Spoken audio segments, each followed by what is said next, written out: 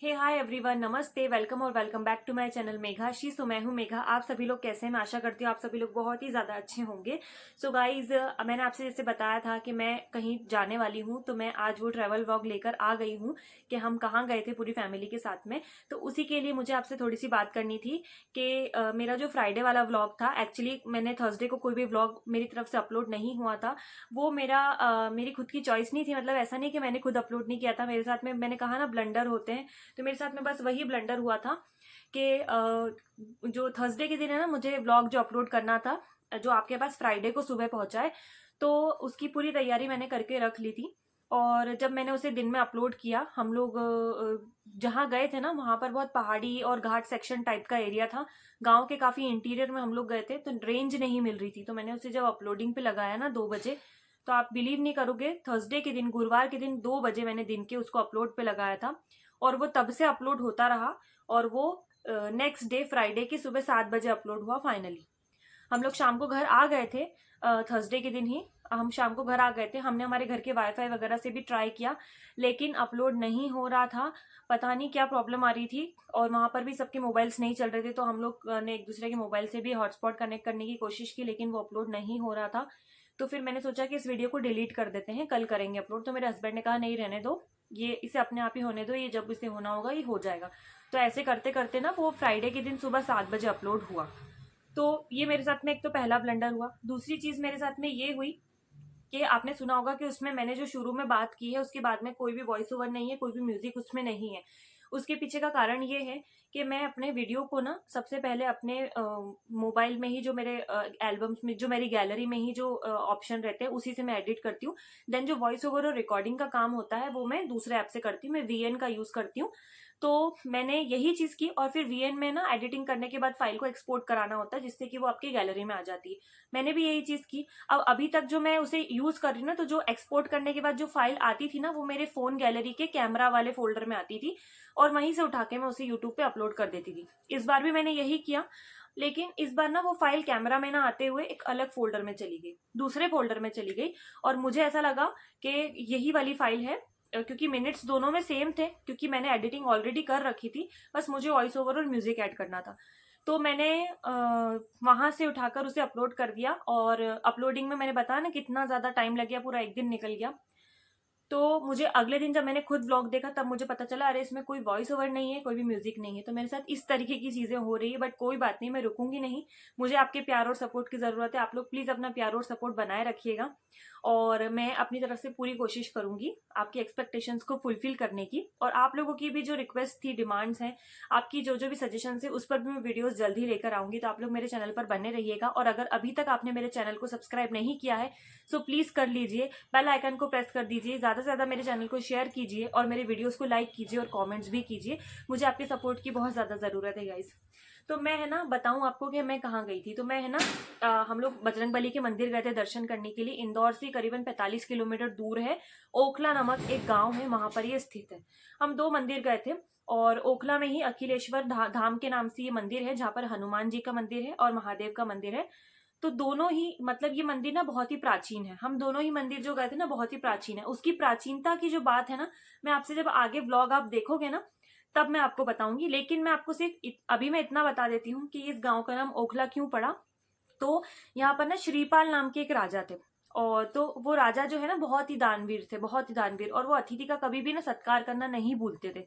तो उनके घर पे ना एक दिन महादेव स्वयं जो है ना, भेष बदल कर जो है अतिथि बनकर आए, और उन्होंने जो है उनसे मांग की कि आप मुझे मांस दो, मुझे मांस खाना है। तो उन्होंने कहा कि ठीक है, हम आपको जंगली जानवरों का मांस जो है वो दे देते हैं। तो उन्होंने दिया।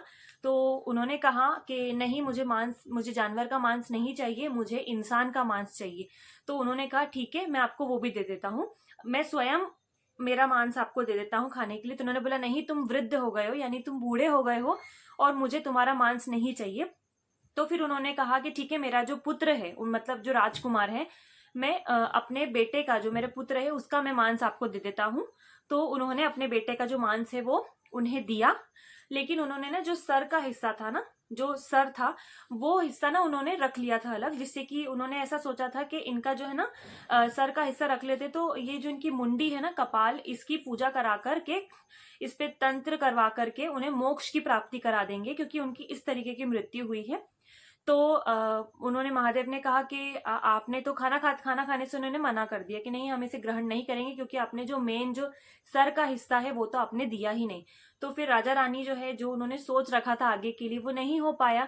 तो उन्होंने ना बहुत ही दुखी मन से अपने बेटे का जो सर का हिस्सा है ना, उसे ओखली में कूट करके उन्हें खाने के लिए दे दिया। तो महादेव जो है बहुत प्रसन्न हो गए उनके इस सत्कार से, तो उन्होंने उनके पुत्र को पुनः जीवित कर दिया। तो इस वजह से गांव का नाम ओखला पड़ा, क्योंकि उन्होंने अपने बेटे का सर जो है, राजकुमार का सर, ओखली में कुटा करके महादेव को, जो अतिथि बनकर आए थे, उनको भेंट किया था। इस वजह से उस गांव का नाम ओखला पड़ा, और उस धाम का नाम अखिलेश धाम या ओखला भी धाम कहते हैं वहां पर। अब यहाँ पर जो एक और चीज मैं बता दूं कि जो महर्षि वाल्मीकि हैं, जिन्होंने रामायण की रचेता है, जिन्होंने रामायण को रचा है, उन्होंने आधे से ज्यादा हिस्सा जो रामायण का लिखा है ना, वो यहीं पर ही लिखा है। यहाँ से 20 किलोमीटर एक पूर्णी नाम की नदी है, वहीं पर इन्होंने बैठ करके ना रामायण की रचना की थी। तो ये बहुत ही प्राचीन मंदिर है, और इसके बारे में आगे क्या, और एक और हम मंदिर गए थे, वो भी काफी ज्यादा प्राचीन है। जो इतिहास गाइज मैंने वहां पर जाकर सुना है वहां के पुजारी से, बस मैं वही आपको बता रही हूँ। मुझे हो सकता है कि ज्ञान अधूरा हो, या मैं जो बोल रही हूँ वो कुछ हद तक गलत भी हो सकता है, सही भी हो सकता है, उसके लिए आप मुझे माफ करना। और जो जो लोग वहां गए हैं वो भी मुझे कमेंट करना, और जो पहले जा चुके हैं या जाना चाहते हैं या आसपास ही रहते हैं या जानते हैं उस जगह को, वो भी कमेंट करना।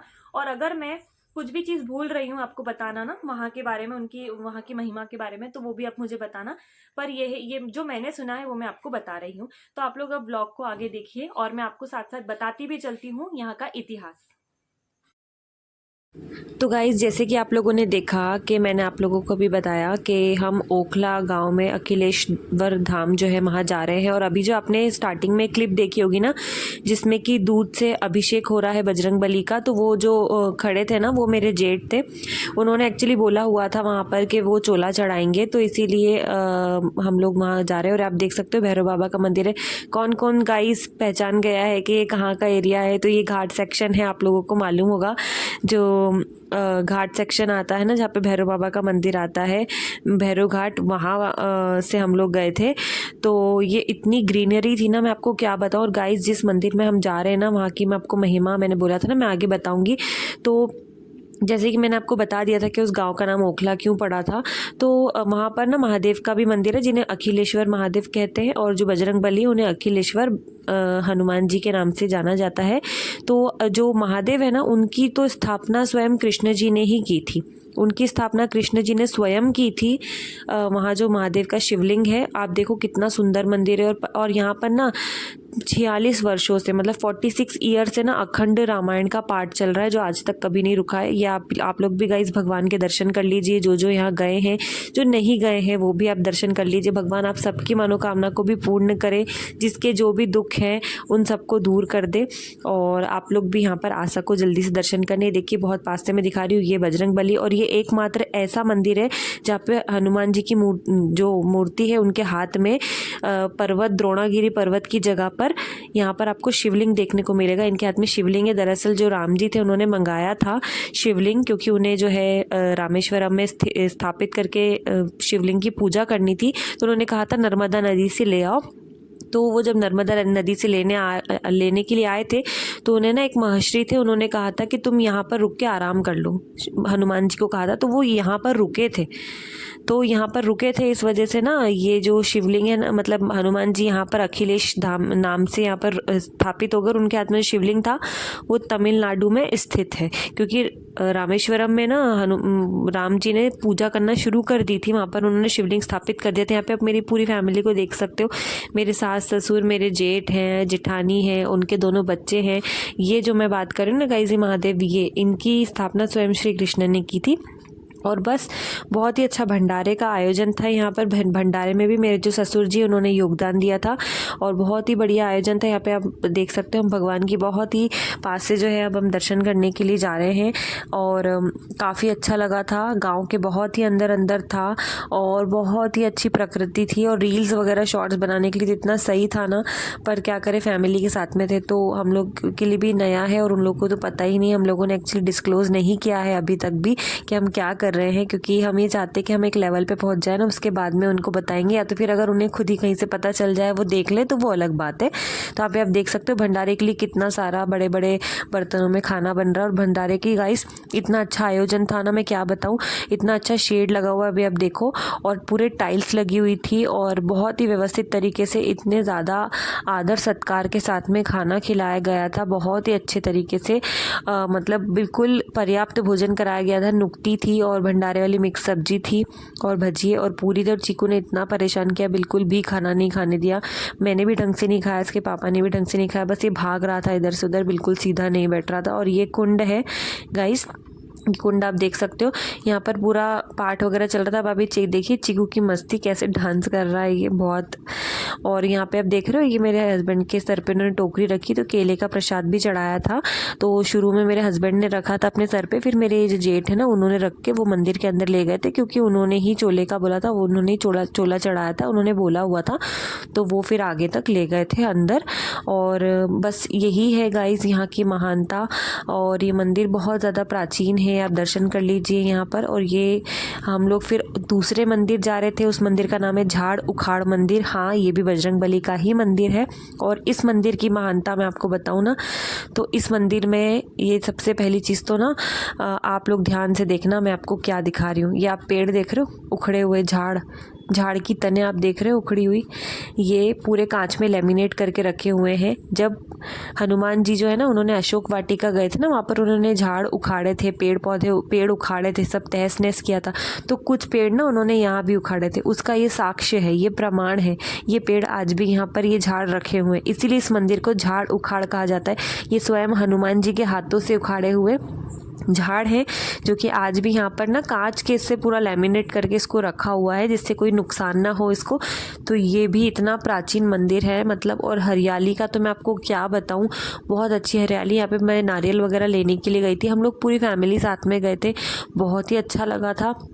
और बस, और गाइज अभी आप देखिए चीकू कितने अच्छे से घंटी बजा रहा है, बिल्कुल नॉन स्टॉप।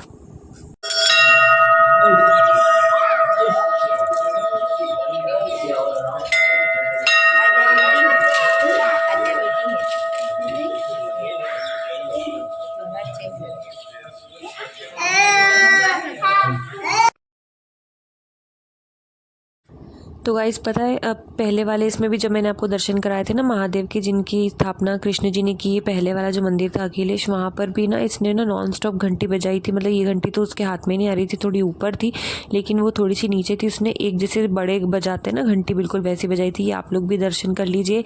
ये सीताराम जो भगवान है उनकी यहाँ पर प्रतिमा है और ये मंदिर भी बहुत ही ज़्यादा अच्छा था। मतलब जो भी मैं आपको बता रही हूँ ना इतिहास, ये सब हमने भी पुजारियों से सुना है, वहाँ के लोकल लोगों से सुना है। हमें भी क्या सही है, कितना सच है, क्या है, इतना सब कुछ नहीं पता हमको भी, बस जो सुना है वही मैं आपको बता रही हूँ। और काफ़ी ज़्यादा प्राचीन है ये मंदिर, मतलब बहुत ही ज़्यादा प्राचीन है। और ये जो आपको भोलेनाथ जी की, ये महादेव की आपको दिख रही है ना, ये जो शिवलिंग दिख रहा है, ये बिल्कुल साक्षात है, मतलब प्राकृतिक है। इनके ऊपर ना स्वयं जो नाग देवता है ना, उनकी आकृति बनी हुई है, पीछे से ऑटोमेटिक बनी हुई है इस शिवलिंग के ऊपर। मैं उसको रिकॉर्ड नहीं कर पाई, बट उनके जो शिवलिंग है ना उसके ऊपर ऑटोमेटिकली ना नाग देवता की प्रतिमा उभरी हुई है। तो बिल्कुल नेचुरल शिवलिंग है। और ये आप देख सकते हो जहाँ अभी मैंने आपको दर्शन कराया, उसी के जस्ट ऊपर ये एक बहुत ही बड़ा सा शिवलिंग जो है उसका निर्माण किया गया है। और मतलब काफ़ी पतली सी सीढ़ियाँ थी, चढ़ने उतरने में बहुत रिस्की था, पर इतने अच्छे से ये देखिए मेरे हस्बैंड को लेके उतरे। चीकू बिल्कुल भी 1 मिनट भी नहीं रुक रहा था। और गाइस मैं आप लोगों को जो है मैंने वीडियो का बताया ना, मतलब आने के बाद में हम इतने ज़्यादा थक गए थे, इतना हमारा सर दुख रहा था। और ये चीकू भाग के गया वहाँ पुजारी जी के पास और उनसे सीताराम करके आया, सीताराम बोलकर आया। वो भी बहुत ज़्यादा खुश हो गए। ये ये बस कार में हम लोग बैठे हुए थे। और गाइज़ बस यही यहाँ पर बंदर वगैरह को हमने केले खिलाए और बस बहुत ही अच्छी प्रकृति थी, बहुत अच्छे अच्छे पहाड़ वगैरह थे। और बस आज का वीडियो में इतना ही था, और अगर आप लोग को पसंद आया तो लाइक कीजिएगा। Till then bye bye.